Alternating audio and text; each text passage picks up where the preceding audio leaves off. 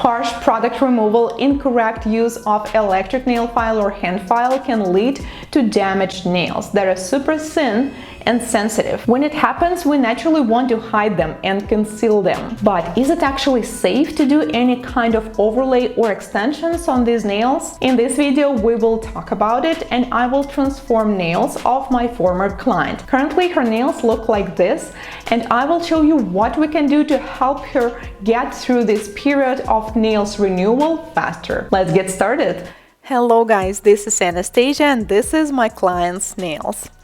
Currently she's doing her own nails, mostly soft gel extensions, but when I used to be her nail technician, we always did all kinds of experiments: long nails, extreme nail shape, crazy nail art, so she is a fan of long nails and nail art. But you definitely know that watching someone doing your nails even for many years and doing them by yourself is two completely different things. It seems like because you've seen it so many times, you can easily recreate it, but the point is, if you do not have any experience using certain tools, especially electric nail file, it will not be so easy, especially when you're doing your own nails. First of all, this client, she has naturally thin and brittle nails, and they were like that all the time.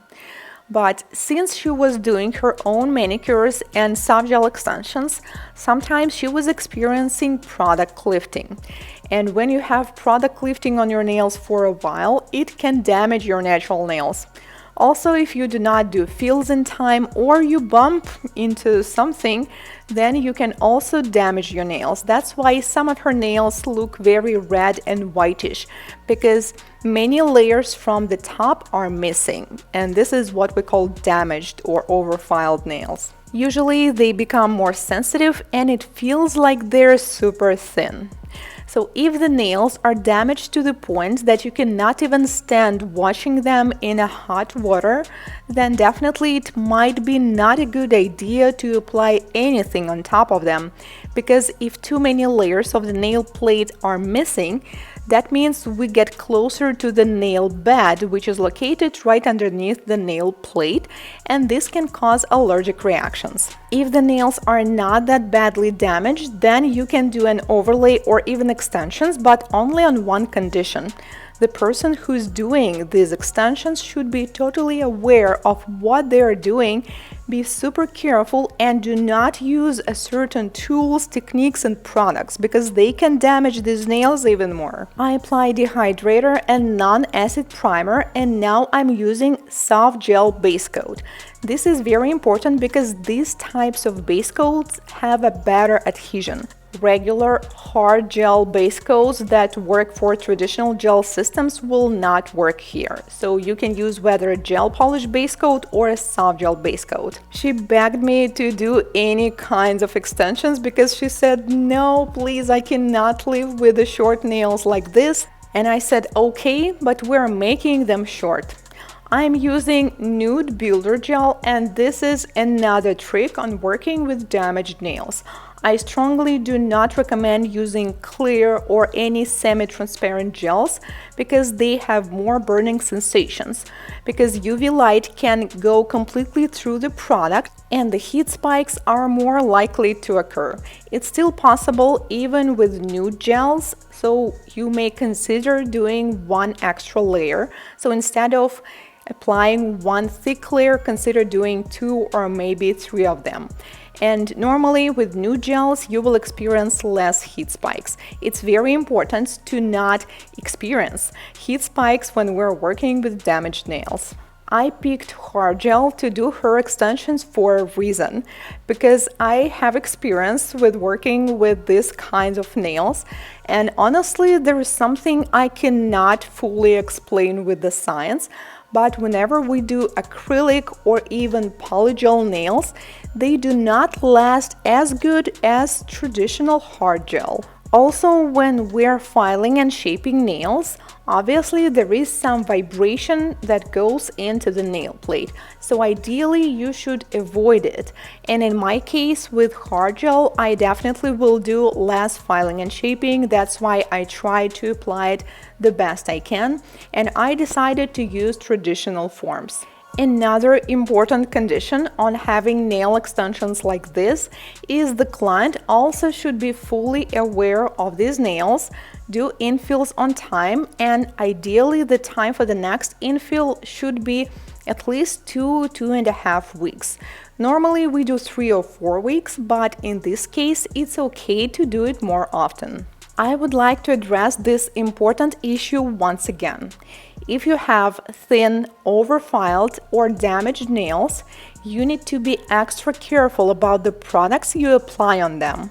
Because if we apply a certain product on top of healthy nails, nothing can happen, well, depending on the products, but it's possible that you will not get any allergic reactions or any problems.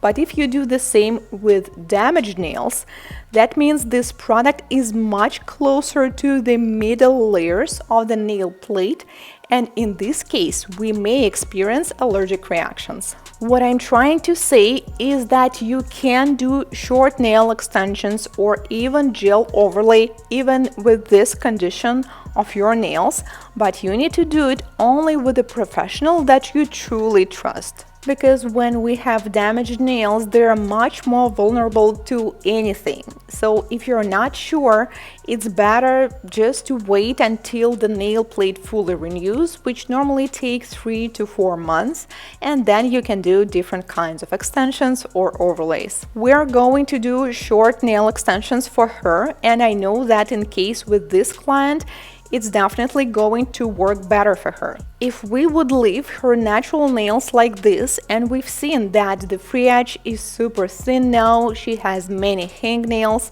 and she will not feel comfortable. You know, when you have damaged nails, you cannot really do many things.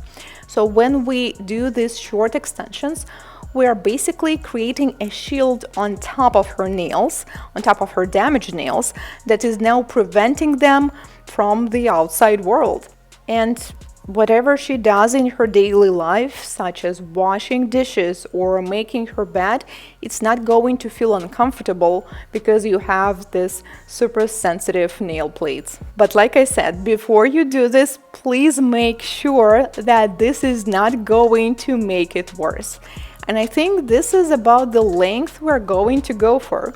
So after curing the gel for 1 minute in LED, I took off the sticky layer, and now we're going to slightly file and shape them. We did regular square shape because of this length. I think this is the shape that is going to suit her very well. First, I always file the free edge and make sure that the length of each nail is identical. Then I'm going to file the sidewalls, and to file the top, I'm going to use a 180 grit buffer. If you've watched any of my videos before, you probably noticed that nothing seemed different this time, right? We used dehydrator, primer, we did some prep with e-file and manicure, we applied some product, and we did some filing and shaping. So it seems like a traditional nail extensions I would do to anyone, but the only difference is that I was super careful without every single part of the service. Like right now, filing and shaping, I am definitely doing it more gentle because I don't want to hurt her nails even more. I did not apply too much gel because I want to avoid heat spikes, and even when I'm sealing this with a glossy top coat, I'm also doing it carefully, making sure I'm not touching the skin and the layer is super thin. We're done here, and if this video was helpful, please do not forget to subscribe because I post tutorials every week. Let me guys know if you experienced similar problems and what did you do to fix them. Thank you for watching, and I will see you in my next one. Goodbye!